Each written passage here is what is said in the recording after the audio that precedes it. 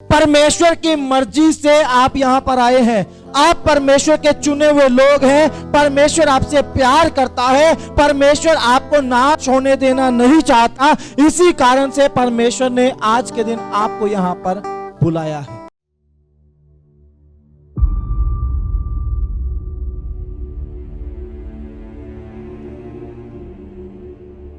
परमेश्वर की हम सब के जीवन से योजना है।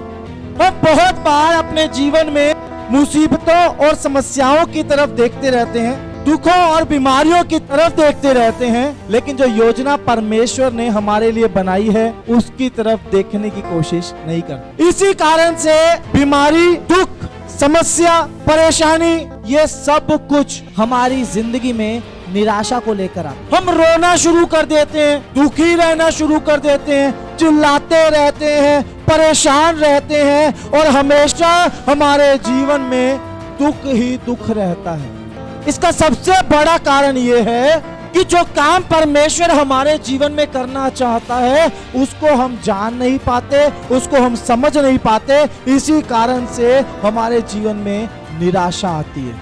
आप यहाँ जितने लोग बैठे हैं, परमेश्वर की मर्जी से आप यहाँ पर आए हैं। आप परमेश्वर के चुने हुए लोग हैं। परमेश्वर आपसे प्यार करता है। परमेश्वर आपको नाश होने देना नहीं चाहता। इसी कारण से परमेश्वर ने आज के दिन आपको यहाँ पर बुलाया है। आप यहाँ ऐसे नहीं आकर बैठ गए। आज के दिन भी आपकी जिंदगी में परमेश्वर कुछ खास करने के लिए जा रहा है। आज के दिन भी परमेश्वर की योजना है जिसमें वो आपके जीवन में चमत्कार करे, आपको बीमारियों से चंगा करे, आपके दुखों को दूर करे और अपने वचन के द्वारा आपके मन में बड़ी शांति को दे, आपकी निराशा को दूर करे और आपके लिए आनंद और खुशी के द्वारों को खोल दे।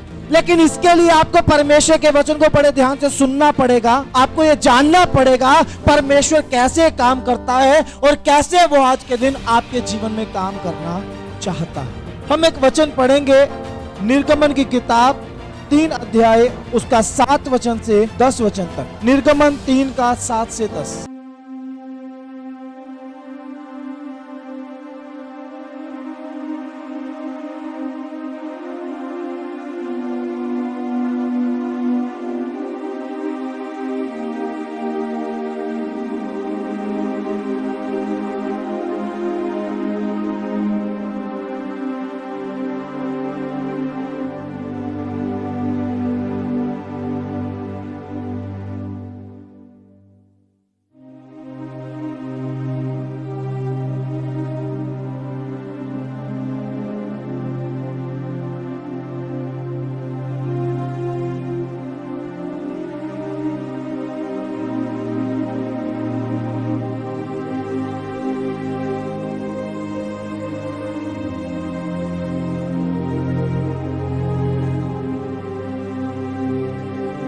यहाँ पर जो बात हो रही है वो परमेश्वर और उसके दास मूसा के बीच में बातचीत हो रही है। ध्यान से सुनना और समझना। परमेश्वर अपने दास मूसा से बात कर रहा है और बात करते हुए परमेश्वर उसको बता रहा है मूसा को कि मैंने अपने लोगों के हालातों को देखा है। मेरे लोग जो मिस्र की गुलामी में हैं, मैंने देखा है कि मिस्री लोग उन पर किस तरह से अंधेर करते हैं। उनकी चिल्लाहट को मैंने सुना है और मिस्रियों का उन पर अंधेर करना मुझे दिखाई पड़ा है।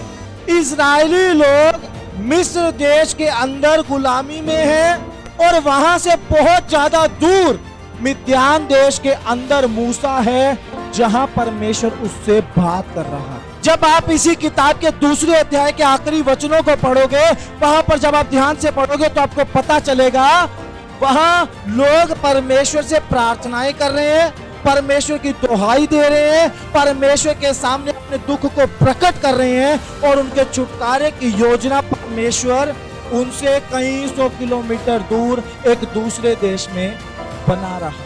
परमेश्वर जानता है कि मैं मूसा को इस्तेमाल करूंगा। मूसा जाएगा मिस्र देश के अंदर, फिरौन के सामने खड़ा होगा और सारे इजरायलियों को छुड़ाकर बाहर लेकर आएगा। समस्या कहीं है, उसका हल कहीं और हो रहा है। प्रार्थनाएं कहीं है, उसका जवाब कहीं और से आ रहा है। आप यहाँ बैठे हो सकता है आप किसी बीमारी में हो, किसी दुख में हो, किसी समस्या में हो, किसी परेशानी में हो और किसी संकट या किसी क्लेश में फंसे हुए हो और आप लगातार कई दिनों से, कई हफ्तों से, कई महीनों से प्रार्थनाएं कर रहे हो कि परमेश्वर तू हम पर दया कर, हम पर दृष्टि कर, हमारे दुख को दूर कर। इजरायलियों की हालत जानते क्या है?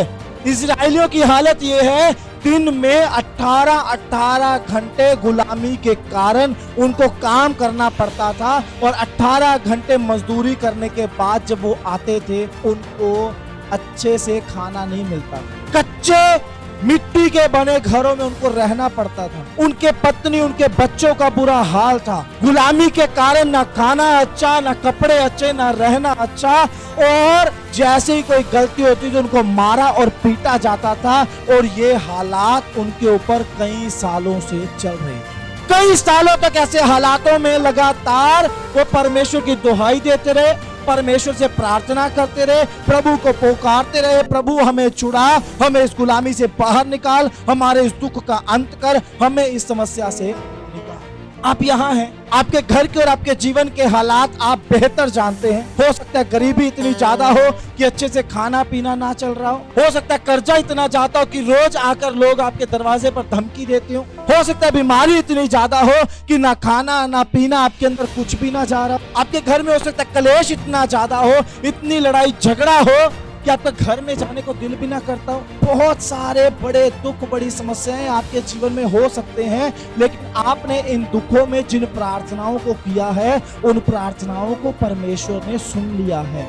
इस दुख में, इस गुलामी में इस्राएली लोगों ने जब प्रार्थना किया, इस्राएली लोग नहीं जानते कि उनकी प्रार्थना को परमेश्वर ने सुन लिया है और परमेश्वर ने मूसा को खड़ा कर दिया है जो उनको उस गुलामी से बाहर निकालने के लिए जा रहा है। आप नहीं जानते, आपके कर्जे से निकलने का रास्ता परमेश्वर खोल चुका है। आपको बीमारी से चंगा करने के लिए परमेश्वर हमारे बीच में उतर आया है। आपके दुखों और आपकी समस्याओं को खत्म करने के लिए परमेश्वर ने आज का दिन तय कर दिया है। आप नहीं जानते आप कितने महीनों से प्रार्थना करें, लेकिन आज आपकी उन प्रार्थनाओं के उत्तर आने का समय आ चुका है। हम प्रार्थना किसी दिन करते हैं, प्रार्थना किसी जगह पर करते हैं, लेकिन उसके चमत्कार का, उसके छुटकारे का, उसके काम करने का उत्तर किसी और दिन होता है, किसी और जगह पर हो। प्रार्थना मिस्र में चल रही है, छुटकारे की योजना मिद्यान देश में बन रही है। ये हमारा खुदा है। जिस दिन इजरायलियों ने परमेश्वर को पुकारा था उसी दिन परमेश्वर ने उनकी सुन ली थी। परमेश्वर बोलता है मैंने उनके दुख पर दृष्टि की है, मिस्रियों का उन पर अंधेर करना मुझे दिखाई पड़ा है। परमेश्वर आंखें बंद करके नहीं रहता। आपके जीवन में जो दुख है, आपके जीवन में जो समस्या है, आपके जीवन में जो संकट है, आपके घर में जो कलेश है, आप जिन हालातों से होकर निकल रहे हैं, सबको परमेश्वर देखता है। जो लोग आपको तंग करते हैं परमेश्वर उन्हें भी देखता है। जिन हालातों के कारण आप परेशान हैं परमेश्वर उन हालातों को भी जानता है। जो दुष्ट आत्माएं आपको परेशान करती हैं परमेश्वर उन दुष्ट आत्माओं को भी देखता है। लेकिन परमेश्वर एक तय समय पर काम करता है। परमेश्वर ने यूसुफ के समय से पहले ही बोल दिया था कि 400 साल तक इजरायली गुलामी में रहेंगे। जब आप यिर्मयाह की किताब पढ़ोगे और इजरायली लोग उस समय बेबीलोन देश की गुलामी में थे और बड़ी प्रार्थना कर रहे थे, परमेश्वर ने उनको बोला 70 वर्ष के पूरे होने पर मैं तुम्हारी सुधि लूंगा। परमेश्वर के काम करने का एक तय समय है, एक नियुक्त समय है। परमेश्वर जानता है कब, किस दिन, किसके जीवन में क्या काम करना है। इसलिए आपको निराश नहीं होना, आपको दुखी नहीं होना, आपको परेशान नहीं होना। परमेश्वर आपको नाश नहीं होने देगा। आप उसके चुने हुए लोग हैं, वो आपसे प्यार करता है। उसने आपके लिए अपनी जान को सूली के ऊपर कुर्बान किया। जिसने अपनी जान आपके लिए दे दी हो, क्या वो आपके जीवन में छुटकारा नहीं दे सकता? क्या आपको बीमारी से चंगा नहीं कर सकता? क्या आपकी समस्या को आपके जीवन से दूर नहीं कर सकता? क्या आपके जीवन में चमत्कार नहीं कर सकता? वो सब कुछ कर सकता है, लेकिन वो समय का परमेश्वर है। वो अपने समय पर हमारी जिंदगी में काम करता है। 400 साल पूरे होने पर परमेश्वर ने मूसा को खड़ा कर दिया और बोला अब मैं तुझे फिरौन के पास भेजता हूं, उसके सामने जा कि तू मेरी प्रजा इजराइल को वहां से निकाल कर ले आए। परमेश्वर का एक समय है जब वो काम करता है, जब वो चमत्कार करता है, जब वो छुड़ाता है, जब वो हमारे जीवन में आश्चर्य करता है। आप परमेश्वर के ठीक समय का इंतजार करें और प्रार्थनाएं करते रहिए। आपके मन में शैतान कभी इस बात को ना डालो कि तूने इतनी प्रार्थना की, तेरी प्रार्थना तो सुनी नहीं गई। तूने इतने उपवास रख के आज तक तेरे जीवन में काम तो नहीं हुआ। आपके साथ कभी शैतान ऐसे बात ना करे। इजरायली जब प्रार्थना करे थे, इजरायलियों को नहीं पता था उनके छुटकारे का प्लान बन चुका, मूसा खड़ा हो चुका, मूसा आने वाला है और हम मिस्र से बाहर जाने वाले हैं। आप यहाँ दुख में और निराशा में बैठे हैं, आप नहीं जानते कि परमेश्वर ने आपके लिए कौन से डिवाइन हेल्पर को खड़ा कर दिया है जो आपकी जिंदगी में आएगा और आपके जीवन में आश्चर्य कर्म होने शुरू हो जाएंगे। परमेश्वर अपने किस दास को आपके लिए इस्तेमाल करेगा और उसकी प्रार्थनाओं से आपके जीवन में चमत्कार हो जाएंगे। खुदा सब जानता है, वो प्लान करके रखता है, वो जानता है आपके जीवन में कब काम करना है, कैसे काम करना है और कैसे आपकी जिंदगी को बदलना है। वो खुदा पहले से योजना बना चुका है। आपको केवल परमेश्वर के समय के इंतजार करना है। परमेश्वर ने याकूब और एसाव, दो जुड़वा भाई हैं बाइबल के अंदर, जुड़वा है, एक ही साथ इस दुनिया में आए। एक ने दूसरे की टांग पकड़ी हुई है। जो 1 मिनट के बाद आया उसका नाम याकूब है, जो 1 मिनट पहले आया उसका नाम एसाव है। एसाव बड़ा है, पहलौठा है, लेकिन परमेश्वर ने बोला जेठा छोटे का दास होगा, ये उसका चुनाव है। उसने पहले से योजना को बनाया था कि याकूब बड़े से ज्यादा आशीषित होगा। उस याकूब के द्वारा 12 बेटे पैदा हुए। उन 12 बेटों के द्वारा 12 इजराइल के गोत्र बन गए, पूरा देश बन गया और उनका पिता याकूब बन गए। आपके छुड़ाए जाने की योजना पहले से है, आपके जीवन में आशीषों की योजना पहले से है, इसलिए आपको निराश और हताश होने की जरूरत नहीं है। आपको केवल परमेश्वर का धन्यवाद करने की जरूरत है। हम बहुत बार अपने जीवन को देखते हैं, अपने आसपास के हालातों को देखते। अगर इजरायली लोग अपने जीवन को और आसपास के हालातों को देखते तो हालात क्या हैं इजरायलियों के? हालात ये हैं, वो गुलाम हैं, उन्हें छुड़ाने वाला कोई नहीं, उन्हें बचाने वाला कोई नहीं, उनकी सुधि लेने वाला कोई नहीं, उनकी जिंदगी में बदलाव की उम्मीद कोई नहीं। और ऐसे हालातों में जब परमेश्वर ने मूसा को भेजा, उन्हीं हालातों को परमेश्वर ने बदल दिया। मिस्र देश के ऊपर 10 विपत्तियां पड़ी। उन विपत्तियों को पड़ने के बाद वहां के देश के राजा फिरौन ने इजरायलियों को छोड़ दिया और जाने के लिए बोल दिया। आपके जीवन में चाहे हालात हो या ना हो, हालात सब उसके कंट्रोल में हैं। आपका कोई मददगार हो या ना हो, आपका मददगार जीवित परमेश्वर है। आपके जीवन में आपको उम्मीद हो या ना हो, लेकिन अगर आपने प्रार्थना की है तो आपके छुटकारे की योजना बन चुकी और आपके जीवन में चमत्कार का प्लान पूरा होने वाला है। आपको परमेश्वर के पीछे बड़ी विश्वास योग्यता के साथ चलना है। निराशा को अपने जीवन में आने नहीं देना।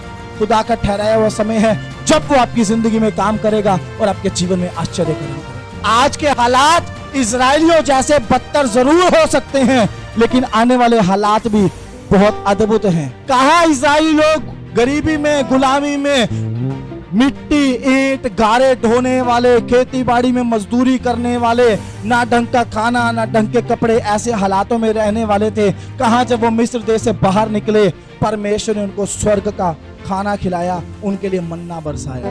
परमेश्वर ने इजरायलियों से क्या वादा किया कि मैं उन्हें उस देश में पहुंचाऊंगा जहां दूध और मधु की धाराएं बहती हैं। मैं गुलामी से निकालकर उनको इस दुनिया के सबसे अच्छे देश में बसाने के लिए जा रहा हूं। गुलामी के बाद बड़ी सारी आशीषें हैं। आज आप दुष्ट आत्माओं की गुलामी में हो सकते हैं, पाप की गुलामी में हो सकते हैं, किसी बीमारी की गुलामी में हो सकते हैं, लेकिन आने वाला समय आपके लिए उत्तम आशीषों को प्राप्त करने का समय है। आने वाले समय में आप बहुत सारे आश्चर्य कर्मों को देखने वाले हैं। अब साधारण ब्लेसिंग्स नहीं, सिंपल ब्लेसिंग्स, साधारण आशीषें नहीं, अद्भुत आशीषें आपका इंतजार कर रही हैं, क्योंकि आपका गुलामी से निकलने का समय परमेश्वर ने तय कर दिया। इसलिए आपको अपने जीवन में समझना है, किसी भी बात को लेकर निराश नहीं होना, हालातों को देखकर निराश नहीं होना, परमेश्वर की तरफ देखना है। परमेश्वर जिंदा है और वो आपके जीवन में आपको छुड़ाने के लिए जा रहा है। यदि आप भी अपनी आशीषों को पाना चाहते हैं, अपने जीवन में चंगाई और छुटकारों को लेना चाहते हैं, तो आप भी जरूर आए लिविंग ग्रेस चर्च दिल्ली में, अंबेडकर भवन, आराम बाग, झंडे वाला, न्यू दिल्ली, हर रविवार सुबह 10 बजे से लेकर 1 बजे तक।